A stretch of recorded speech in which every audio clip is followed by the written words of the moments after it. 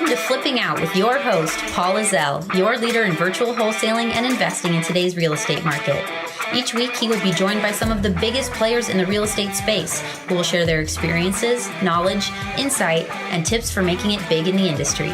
And now, here's your host, Paul Lizell.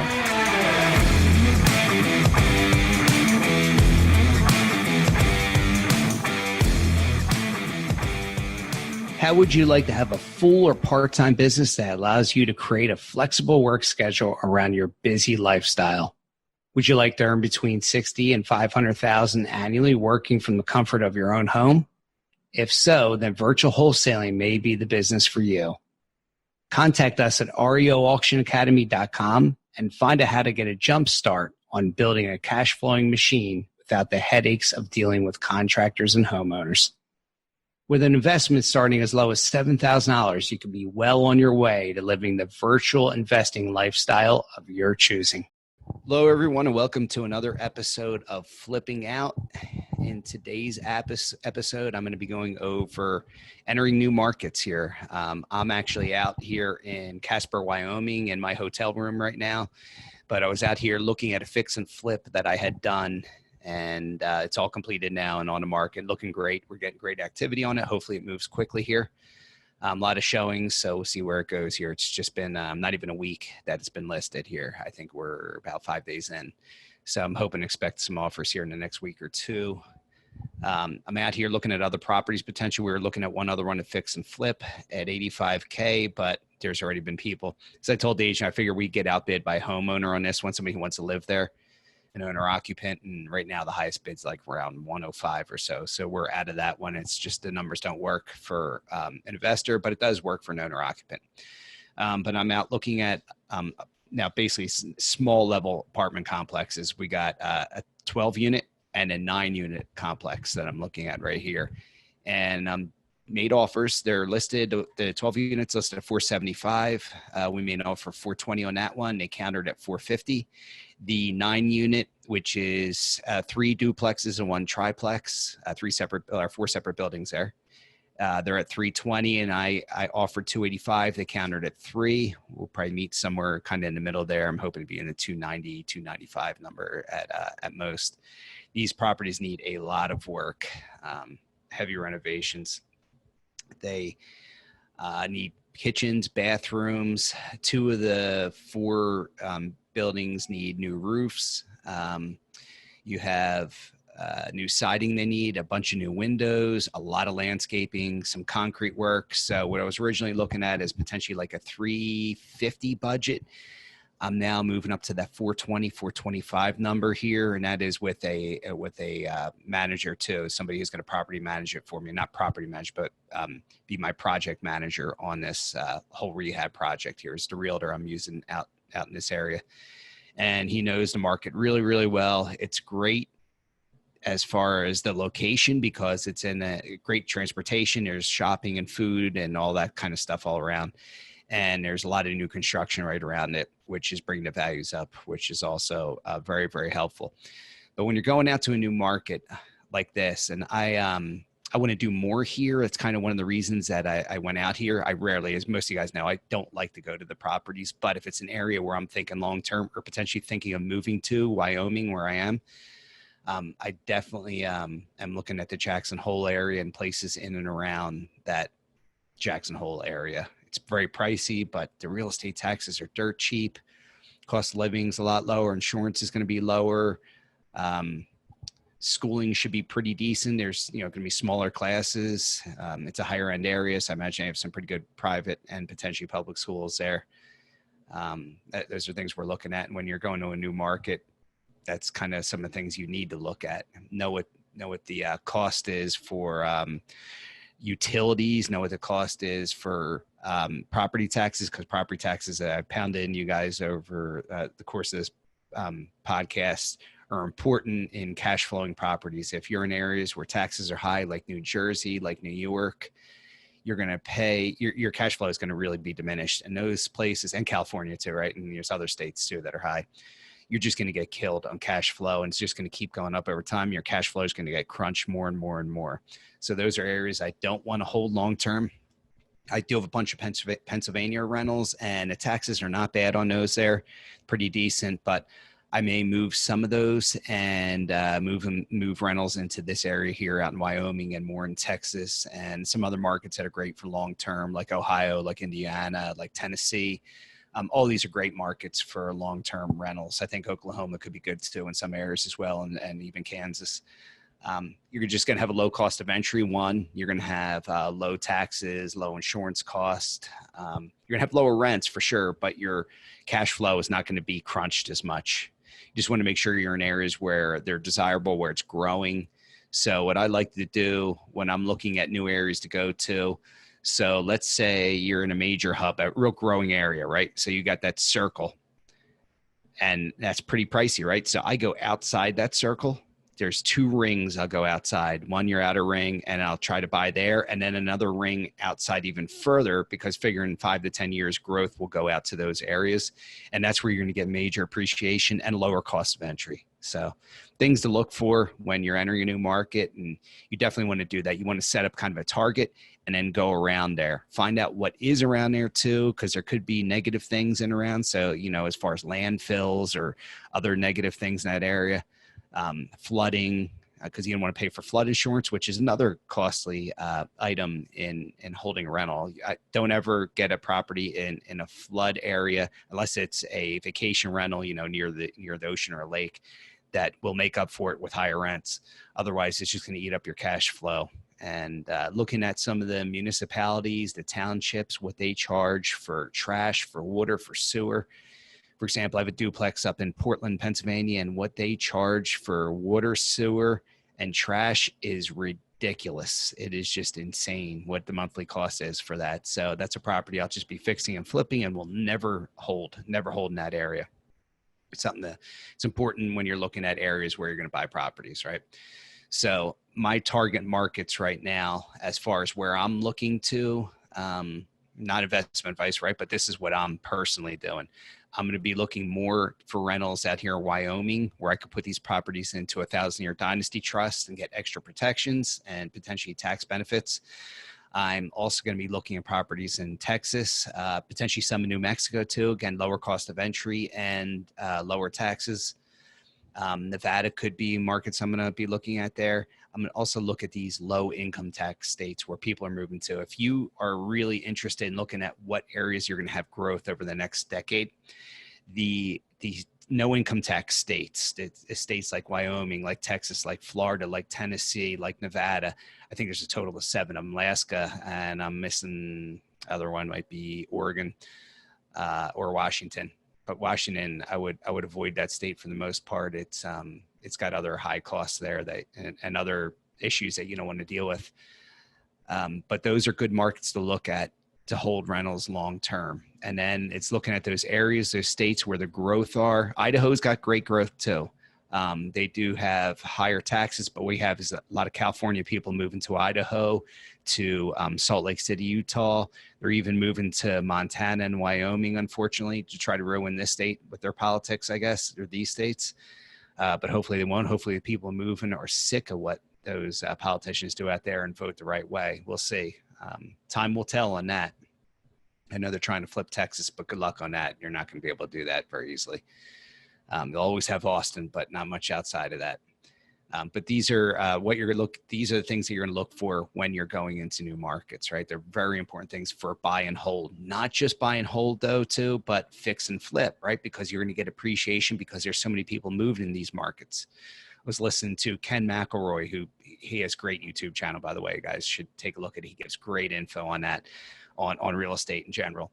And I think there's a 30-month supply in Manhattan, New York right now of real estate, where the rest of the country is 3 months, 31 months. So everybody is getting out of there, and I can't blame them. California is going to have a similar thing, and other states that are New Jersey, other states that are highly undesirable and people don't want to live there anymore and moving out of there. So these are markets you definitely want to avoid. And you want to look at the low tax state, the low cost of entry, good long-term growth. I do like Indiana, Ohio, always. They're steady Eddie states. You're going to get your cash flow is going to be good. You're not going to get much appreciation, but that's okay. If you're looking for just cash flow, great market to be in. Michigan, I like Michigan long-term too. I'm still bullish on it, especially outside of Detroit, Grand Rapids. There's many other cities in there where you could hold rentals and do very well on. The costs are low. The taxes and insurance costs are probably pretty affordable there too. So that's another area actually I'm going to be looking in, more southern Michigan for rentals here. And you might get some appreciation in some of those markets there, especially the suburbs going out an hour or so away from Detroit, where I think you'll have pretty good demand long term. And if Detroit ever rebounds at some point, then those things will do even better, and Detroit itself will do better. So that's my quick little short podcast here from Casper, Wyoming. I may make a second part of this and add it after the fact, but this is what you're doing when you're looking for a new market. These are the things you need to look for and know what you're getting into. And that's why it's good to go visit a new market when you're looking to get into a new market. That way you know what the landscape is like, and you get a feel for things, and you get a feel for how many for sale signs there are, just what inventory looks like. And I know inventory is really short here. There's a high demand for rentals, which I'm looking at these properties for, because there's such a shortage of rentals here.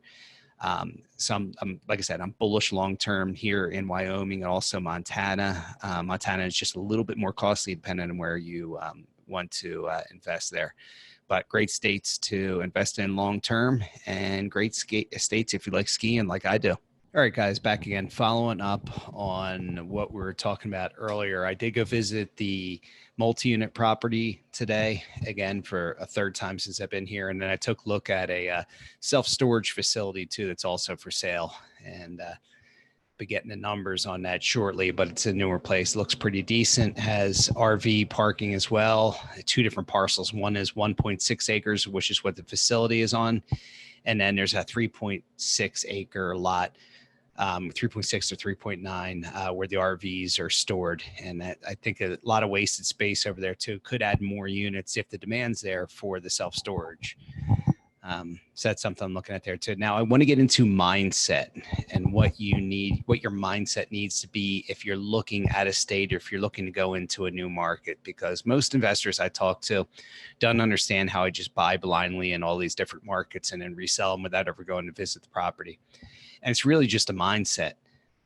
Some people are just control freaks. I think most investors are control freaks, and they want to see and touch everything and know exactly what they have. And really, you don't need to. It's not that important. I don't know why people feel it's so important to go see the place and know every little aspect of it. Look, you're looking at these properties, there's a value of the property. You're either buying it at a bargain price or you're not, right? You either make a profit or you lose because of your own stupidity. And you've got to look at the numbers. The numbers will tell you everything.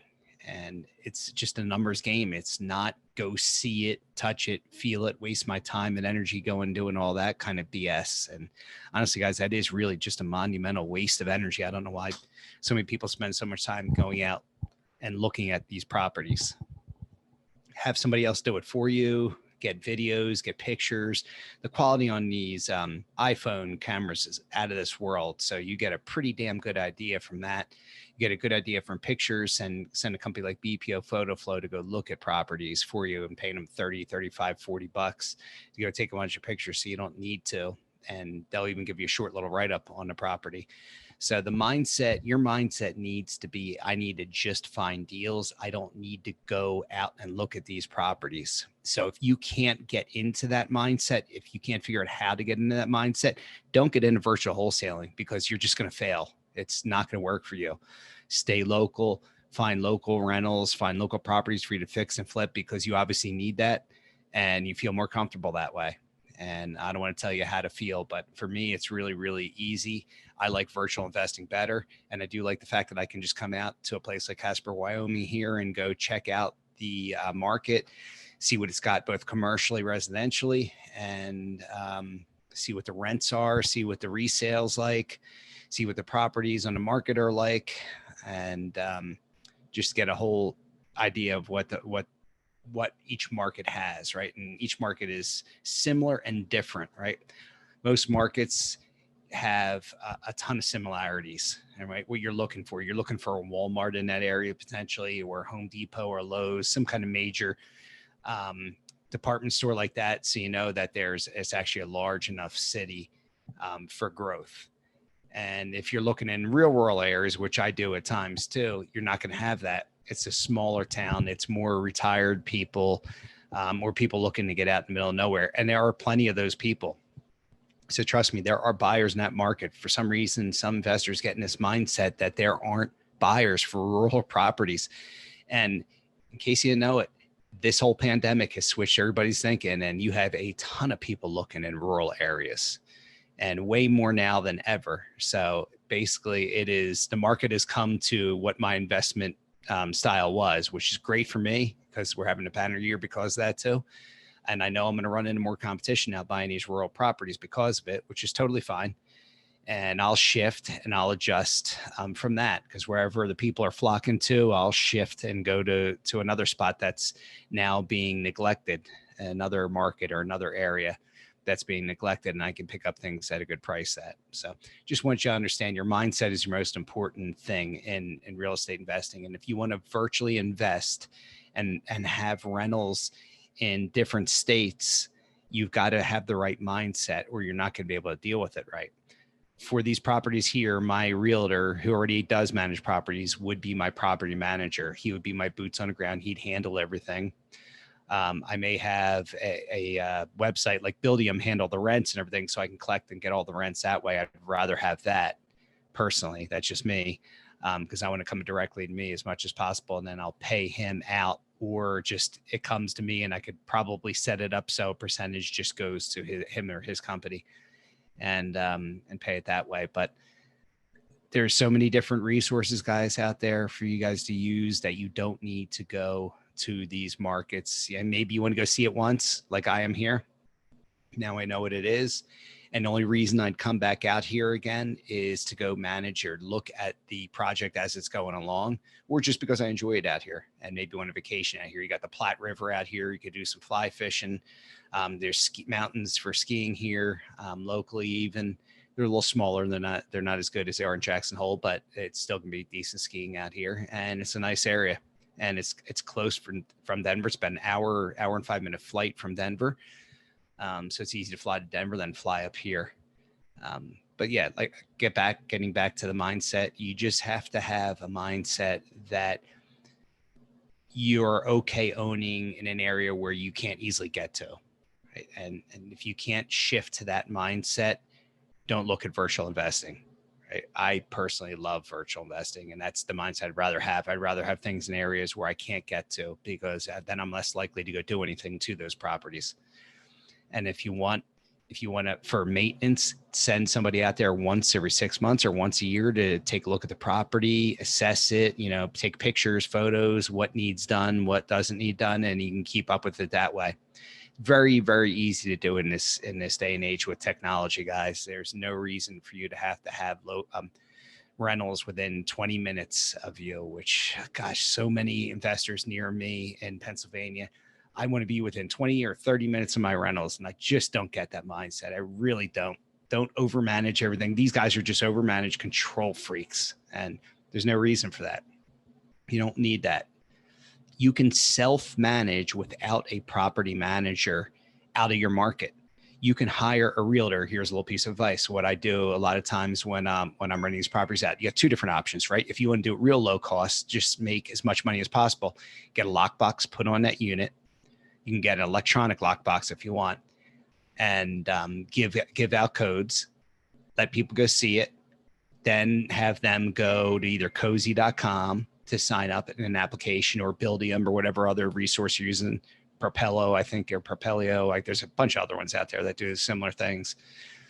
And then you manage the whole process. Then you send out keys, or you have somebody get them keys and get them access there, and then they're moving in. You could do the lease is all done through DocuSign. Everything's done electronically. Everything you need is done electronically. They will scan and email you all of the documents that you need. Their pay stubs, their bank statements, their application, and anything else.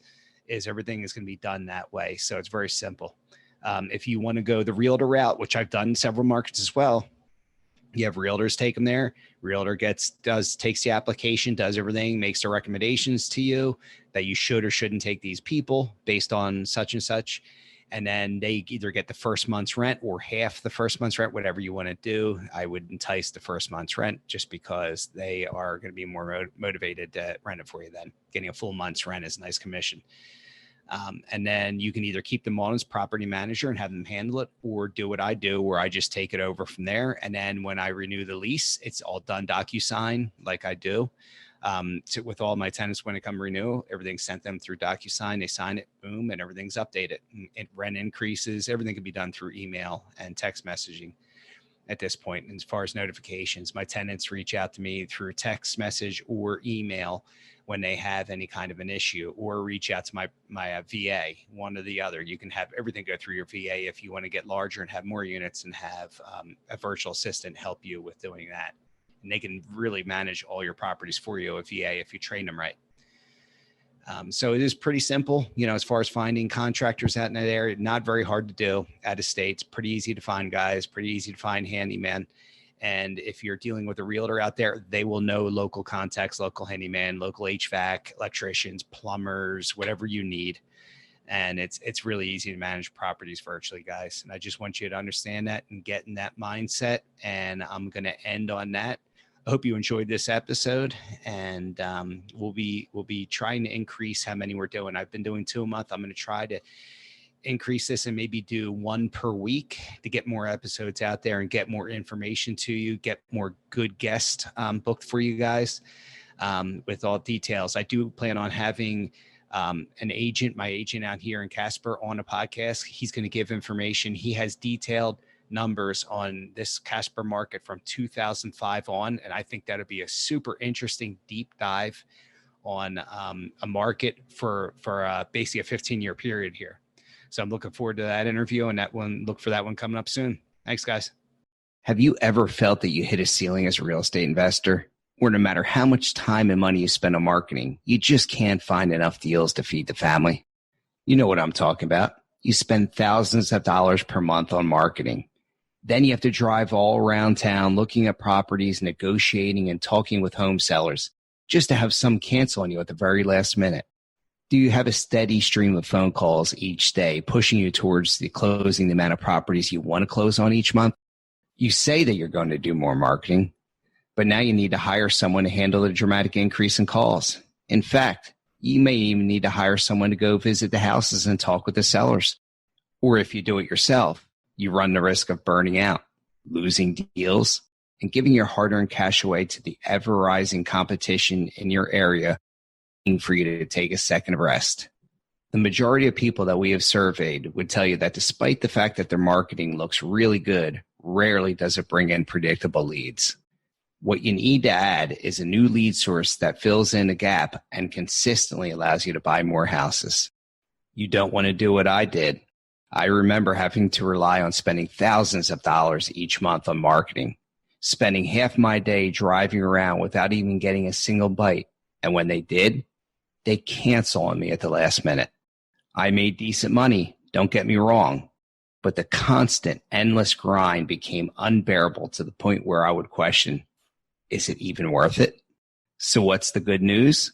The good news is today, things are totally different. I can buy houses anywhere in the USA without leaving the comfort of my own home. Did I mention my net profit on each deal is a lot higher now because my expenses are a lot less? Go to reauctionacademy.com to learn how to buy houses in any market without leaving your home. I will show you real-life examples on how I do it. Again, to learn more, visit reauctionacademy.com. You've been listening to Flipping Out with Paul Lizell, the #1 success platform for virtual wholesalers. Visit our website, thevirtualinvestor.co, for more information about how you can leverage virtual wholesaling to take control of your time, enjoy financial freedom, and live life the way you've always wanted to. Join us again next time for another informative discussion right at your fingertips.